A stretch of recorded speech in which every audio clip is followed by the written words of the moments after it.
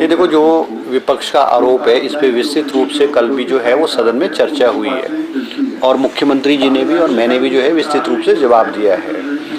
हिमाचल प्रदेश में जो उद्योग हैं वो पलायन करने की बात जो है सरासर गलत है।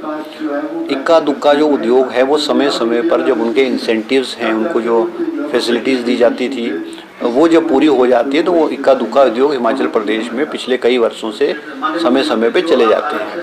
हिमाचल प्रदेश का कोई भी बड़ा उद्योग हिमाचल प्रदेश से नहीं गया है।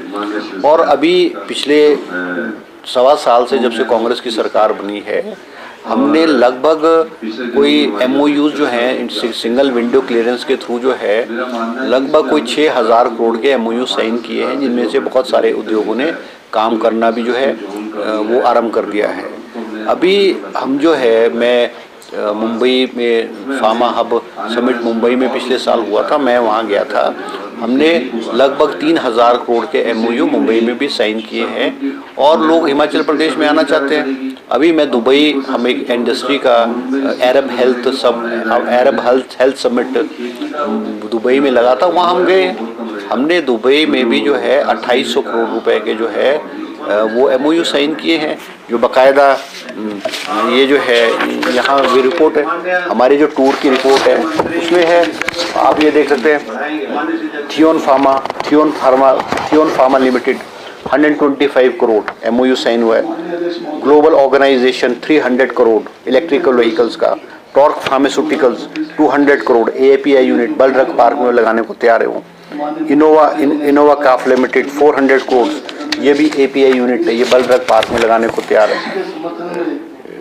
मेस्केस MKN इंटीरियर्स 50 करोड़ लगाने को तैयार है। Global business federation 150 crore medical tourism में जो है ये लगाने को तैयार हैं। और API यूनिट में बल ड्रग पार्क में हिमाचल प्रदेश में 100 करोड़ की इन्वेस्टमेंट करने को तैयार है। इसके अलावा लीलावती फाउंडेशन जो है वो हेल्थ केयर सेक्टर में, जो कांगड़ा में जो है वो हेल्थ केयर सेक्टर में लगाने को तैयार है। ये सारी की सारी जो है MOU जो साइन हुए, हम दुबई में गए थे। अब ये कहना जो है कि निराधार है, कोई तथ्य नहीं है या कोई कुछ नहीं, ऐसा नहीं है। सरकार, इंडस्ट्री डिपार्टमेंट जो है वो सीरियस है, हिमाचल प्रदेश में इन्वेस्टमेंट लाने की कोशिश कर रही है। और जो मेडिसिनल डिवाइस पार्क और बल ड्रग पार्क के बारे में भी विस्तृत रूप से मैंने सदन में बताया, ये बहुत बड़े प्रोजेक्ट्स हैं, इनकी औपचारिकता पूरी करने में समय लगता है। हमने जो बेसिक इंफ्रास्ट्रक्चर है, रोड है, बिजली है, पानी है, लैंड डेवलपमेंट है, ये सारी की सारी औपचारिकताएं पूरी कर दी है। एनवायरनमेंट क्लियरेंसेस की जो है EC पब्लिक हियरिंग है वो मार्च में होगी। तो इस तरह से हिमाचल प्रदेश में जो है इंडस्ट्री जो है वो पलायन नहीं कर रही, बल्कि हिमाचल प्रदेश में जो है इंडस्ट्री आ रही है। ठीक है, हिमाचल प्रदेश में भी आपदा आई और उसमें मुख्यमंत्री द्वारा जो इलेक्ट्रिसिटी ड्यूटी बढ़ाई गई है, बहुत सारे इंडस्ट्रिस्ट ने भी और मैंने खुद मुख्यमंत्री जी से निवेदन किया है कि भी इलेक्ट्रिसिटी ड्यूटी को जो रिड्यूस करके जो है वो एक नॉमिनल लेवल पे लाया जाए। मुख्यमंत्री ने कर दिया।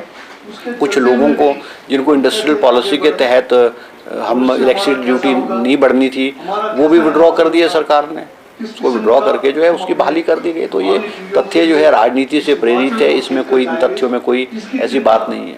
सर, पूर्व उद्योग मंत्री कह रहे हैं कि सर कांग्रेस ने स्क्रैप पॉलिसी हमने बना दी है और मेरे विभाग ने स्क्रैप पॉलिसी चीफ सेक्रेटरी को 2 महीने पहले भेज दी है और वो कैबिनेट में जाएगी। क्योंकि हमने जो पहले स्क्रैप पॉलिसी भेजी थी उसमें कोई त्रुटियां थी, उसमें कोई कमियां थी, क्योंकि उसको जो है जो लॉ डिपार्टमेंट को भी भेजना पड़ता है, एक प्रोसेस है। वो सारे प्रोसेस से गुजरने के बाद जो है जो स्क्रैप पॉलिसी है वो हमने चीफ सेक्रेटरी को भेज दी है और वो जल्द जो है वो कैबिनेट में लग जाएगी। अब कोई पॉलिसी बनाना है, कोई फॉर्मुलेट करना है, कानून बनाना, उसमें उसको बनाने में समय तो लगेगा ना। तो ऐसा तो है नहीं, उसको लॉ में भी करनी पड़ती है। हमने लोगों से जो पब्लिक ओपिनियन है, जो इफेक्टेड लोग हैं इंडस्ट्री से, उनकी भी राय ली है। उसके करने के बाद उन सब राय लेने के बाद जो है हमने सारी की सारी फॉर्मुलेट करके तैयार कर दी स्क्रैप पॉलिसी।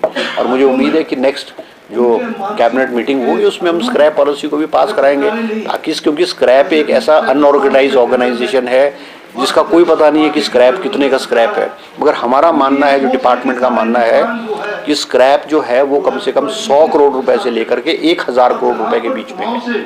और अगर स्क्रैप हमारी पॉलिसी इम्प्लीमेंट होगी तो हमारे को स्टेट जीएसटी जो है वो 9% के हिसाब से आएगा। अब किसी आइटम पे 5% जीएसटी, किसी पे 9% है, किसी पे 18% है। तो अगर हम उन्हें एवरेज 9% भी मान ले तो हमको हिमाचल प्रदेश को स्क्रैप से ही लगभग 100 करोड़ रुपए की आमदनी आएगी आने वाले समय में।